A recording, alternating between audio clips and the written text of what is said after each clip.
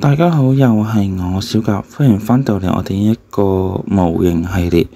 咁今日我哋嚟開箱嘅呢，就係呢一隻 FRS 系列嘅幪面超人01。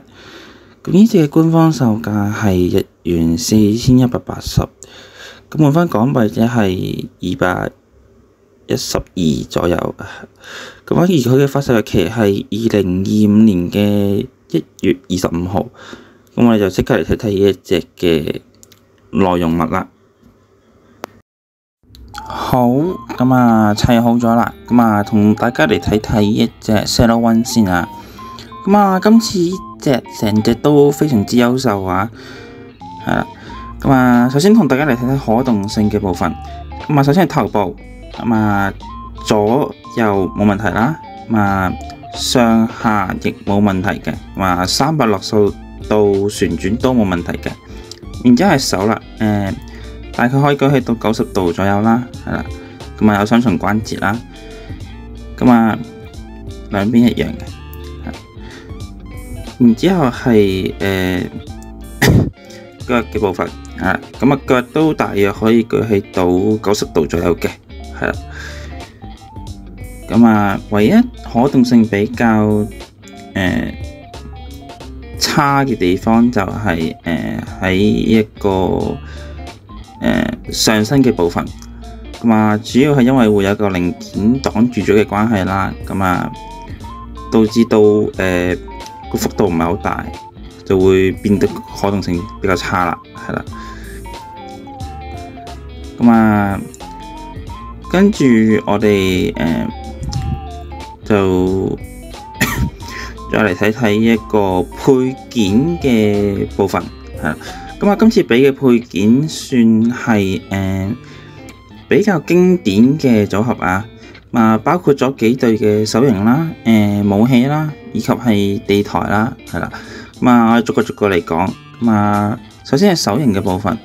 今次俾咗一啲比較舊嘅款式之外咧，今次亦有俾到一啲比較經典 pose 嘅手型，係啦。俾大家嚟去擺 pose 嘅。而至於武器部分，今次武器淨係得金銀寶劍，係啦。但係今次嘅武器有俾到替換件去俾大家做替換，去做呢個切換成劍模式同埋金銀寶模式，係啦。整體嚟講都算係唔錯嘅。至於地台部分，今次嘅地台算係有做到一個大升級，係啦。首先就係官方終於肯將以前好亞位嘅嗰個6邊形設計換咗做長方形設計啦。算係解決咗好亞位嘅問題。呢點係唔錯嘅。第二個就係今次嘅地台比起以往嘅嗰啲地台呢，靈活度高咗好多嘅，方便咗大家去擺更加多嘅 pose 出嚟嘅，係。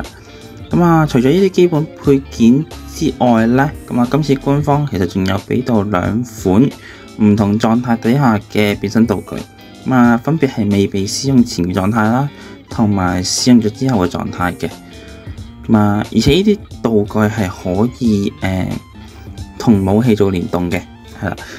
跟住我哋再嚟睇睇就係其他嘅好處同壞處啦。首先係手嘅部分，以往官方俾嘅手型都係一體式嘅設計啦，擺耐咗其實係會有一個關節位會斷嘅情況出現咗嘅，係啦。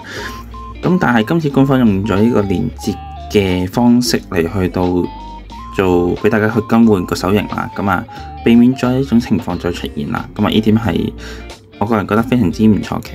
第二個就係官方今次嘅腰帶嗰度係有得睇內部圖案嘅。如果日後再出同一系列嘅拉打或者係 form 嘅話呢，係可以做替換嘅。而今次嘅材質上面呢都有做到一定嘅升級。今次可以見到喺唔同嘅位置有做到唔同嘅材質嚟處理啦。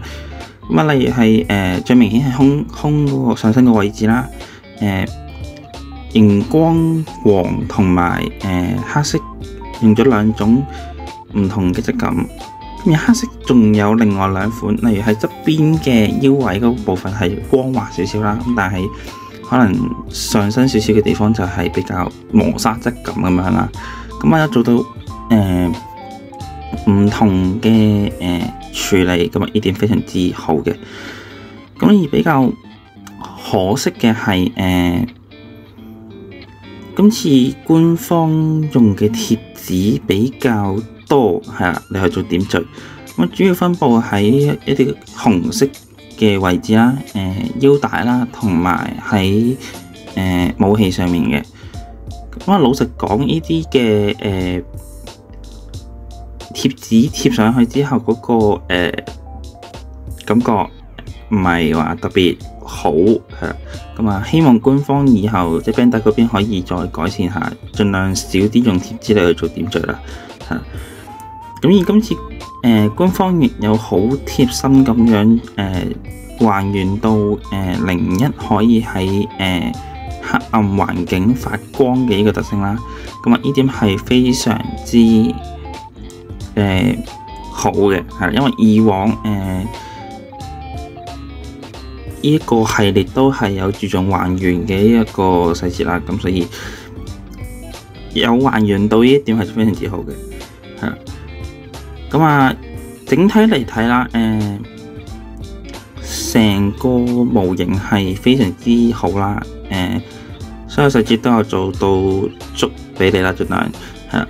咁金屬件都有盡量去水紋啦，咁呢個係唔錯嘅。咁亦作為一隻 SHF 系列嘅替代品，亦係一個唔錯嘅選擇啦，係啦。咁如果有興趣嘅朋友仔就可以試下去購買啦，係啦。咁今集影片嚟到呢度先，我哋就下集再見。咁記得訂閱翻我視覺呢個 channel， 並且記得撳啷啷。如果有咩問題嘅話，就喺下面留言區發問。冇嘅話咧，就記得喺右上角嗰度 follow 翻我 IG， 係啦。咁我哋就下集再見，拜拜。